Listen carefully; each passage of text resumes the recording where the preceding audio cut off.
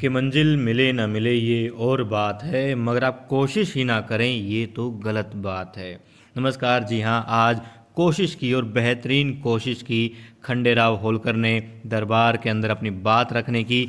हम देखते हैं कि आज की जो एपिसोड उसकी शुरुआत हुई, खंडेराव होलकर मैदान में होते हैं, यानी कि दरबार में होते हैं। और जब दरबार की कार्रवाई शुरू की जाती है तो सबसे पहले अपनी समस्या लेकर के, बात लेकर के आते हैं खंडेराव। और वो बताते हैं कि उन्होंने एक परिवार देखा और वो लोधी परिवार जो है अपनी ज़मीन खो देने के गम में है। उन्होंने परिवार का मुखिया भी खोया है। अब गुन्नू जी दस्तावेज़ दिखाते हैं, वो कहते हैं सारे दस्तावेज़ मेरे पास में हैं और मैंने पहले भी चेक किए हैं, गुंगूबा को भी दिखा चुके हैं पहले और मल्हार राव होलकर सरकार को भी दिखा देते हैं और दस्तावेजों में कोई भी कमी नहीं होती। अब खंडेराव थोड़े हिचकते हैं, मगर फिर भी क्योंकि उन्होंने उनकी आंखों में देखा था, क्या सच देखा था उस परिवार की आंखों में, और वो पीड़ा देखी थी, इसलिए वो फिर भी कहते हैं कि गुन्नू जी, हो सकता है, मैं आपको गलत नहीं कह रहा, हो सकता है आपके पास दस्तावेज हो, आपने जांच भी की हो, मगर मैं उस परिवार से मिला हूं और आप उस परिवार से नहीं मिले हैं, इसलिए मुझे ऐसा लगता है कि वो झूठ नहीं बोल रहे हैं।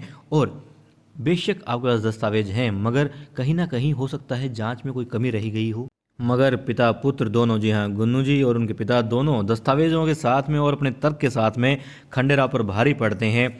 और देवी अहिल्या दरबार के बाहर छुप करके सारी चीज़ें देख रही होती हैं और उनको ऐसा देखते हुए देख लेते हैं धना सरदार जी। बाद में क्या होता है कि दरबार बर्खास्त कर दिया जाता है और खंडेराव जी को कह दिया जाता है कि हो सकता है, और हमें तो इसमें कोई कमी नज़र भी नहीं आ रही है, फिर भी हम इसकी, जो राजा जी कहते हैं कि हम उस परिवार की सभी जो ज़रूरत है उनको पूरा करने की कोशिश करेंगे।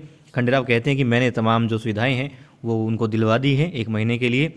और मल्हार राव होलकर सरकार इस बात से बड़े खुश होते हैं, उनको शाबाशी देते हैं, बहुत ज़्यादा खुश होते हैं और वाकई में खुशी का काम था। अब उन्होंने क्या किया, दरबार से बाहर आ जाते हैं खंडेराव जी, साथ में पीछे पीछे आ जाते हैं। रुको बेटे, कहते हैं धना सरदार, और कहते हैं तुम अपनी पत्नी की बातों में आ गई हो, जो बहुत गलत है। और उन्हें बड़ा दुख हो रहा है कि खंडेराव ने पहली बार कोई सवाल पूछा, पहली बार कोई समस्या लेकर के आए और उनको मुंह की खानी पड़ी। वो नहीं चाहते कि जब बहुत सारे लोग हों, आज तो घर के लोग ही थे, तो तब खंडेराव को इस तरह की समस्या का सामना करना पड़े और बेइज्जती महसूस हो, उनको बड़ा बुरा लगा।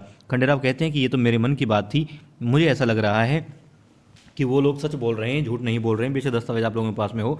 तब धना सरदार कहते हैं कि मुझे तो लग रहा था कि मामला दफ़ा हो गया है, रफा दफ़ा हो गया, मगर ये तो अभी भी मतलब कि जांच करेगा, उनको ऐसा लगता है। तो वो और ज़्यादा चौकन्ने हो जाते हैं, कुछ करने की फिराक में हैं। अब बारी आती ये है कि खंडेराव जी ने जो बात कही वो मल्हार राव होलकर सरकार भी सोच रहे हैं, तो और वो गंगूबा से बात करते हैं इस बारे में, कहते हैं कि जांच कीजिए कि उस परिवार के बारे में सारा पता लगाइए, बेशक दस्तावेज हो, मगर सारा चीज़ें जो है दस्तावेजों पर ही विश्वास नहीं किया जाता, आँख कान नाक जो है सारी चीज़ें खुली रखनी चाहिए। सिर्फ आंखों से हमने दस्तावेज देखें, सारी बातें पता करो। उसके बाद में हम देखते हैं अहिल्या खंडेराव पर बरस पड़ती है, कहती है आप तो इतनी जल्दी हार मान गई, ठीक है पिताजी हैं या गुंगपा हैं, उन्होंने दस्तावेज देखे, उन्होंने मान गई, मगर आप इतनी जल्दी हार कैसे मान सकते हैं। फिर खंडेराव उनको चुप कराते हैं, समझाते हैं कि सारे दस्तावेजों को भी मानना पड़ता है।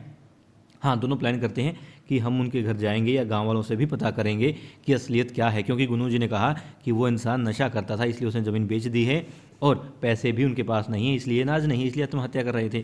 तब वो कहते हैं हम गांव में जाके पता करेंगे, यदि उनके घर वालों ने नहीं बताया तो, परिवार वालों ने नहीं बताया तो गाँव वालों से पता करेंगे और हमें सच पता लग जाएगा।